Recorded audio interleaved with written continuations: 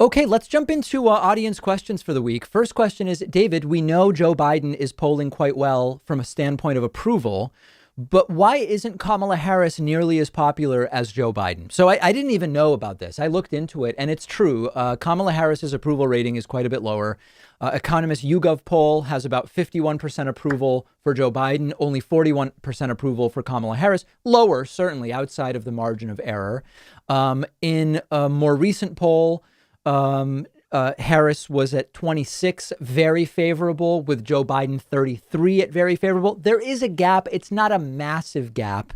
And given that, I don't find it hugely surprising that Kamala Harris is not polling as well as Joe Biden for a few different reasons. First of all, she was never as popular as Joe Biden during the primaries. There was a period there, I think, when she had that bomb drop moment about Biden being racist or something during a debate, where she gained a little bit, and then she very quickly, within a couple of weeks, lost that.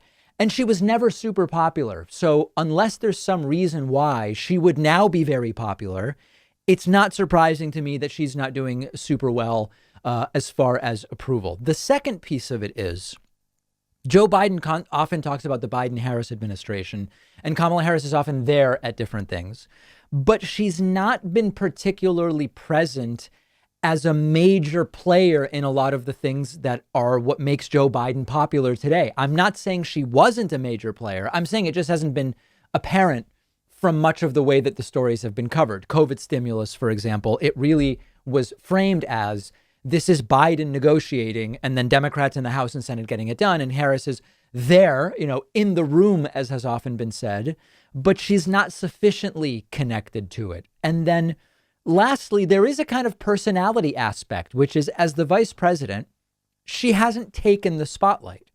Now, some may say, well, she's not been allowed to. That may be. I'm not saying that she's chosen not to. I'm saying she hasn't been in the spotlight. And that means that the discourse is sort of happening around her more than being shaped by her actions herself. Now, there's one last thing on it, and it's sort of a propagandistic thing.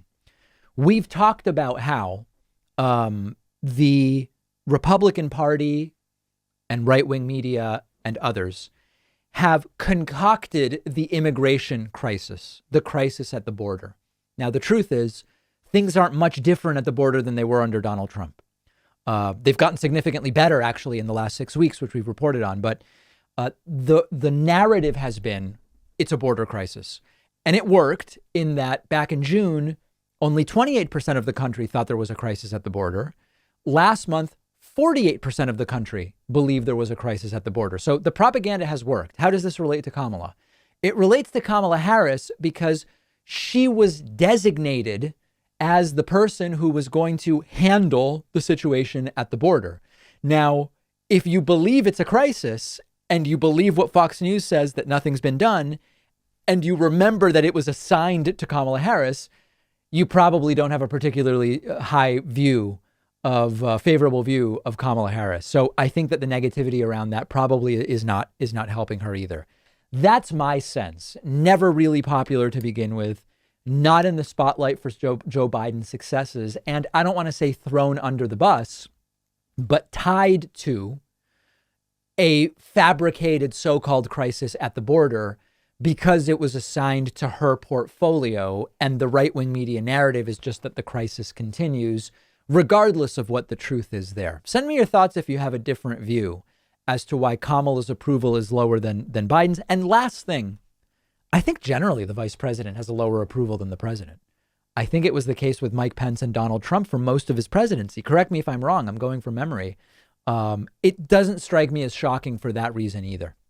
If you are anything like me, you probably aren't thrilled with the idea of going into a doctor's office right now. And thankfully, there's a practical and affordable way to take control of your health and get personalized care from the comfort of your home. It's a service called SteadyMD. They're one of our sponsors. You take a quiz, you get matched with a licensed primary care physician who understands your health needs. You have a 1-hour video call with your new doctor. You establish a meaningful relationship with them. And after that, your doctor is available to you anytime by text, phone, or video chat. This is not a random doctor on call. Each doctor at SteadyMD has a limited number of patients, so they actually have time to listen to you. You get the personal attention that you deserve. They can do almost everything an in-person doctor can do: perform medical evaluations, talk to you about health concerns, send prescriptions to your home or local pharmacy, and anything they can't do online, they'll quickly set you up with an in-person provider to do, things like blood tests, as an example. You don't need insurance. It's only $99 a month with no other fees or copays. There are so many practical advantages to using SteadyMD for primary care, and it's also so much more affordable. Go to steadymd.com/Pakman to take the free quiz, see which doctor is right for you. I took their quiz. They matched me with a doctor who specializes in my particular health needs and situation. The doctor they gave me is a really perfect fit for me and my medical needs. There's no risk, no commitment to get started. Just click the link right underneath this video.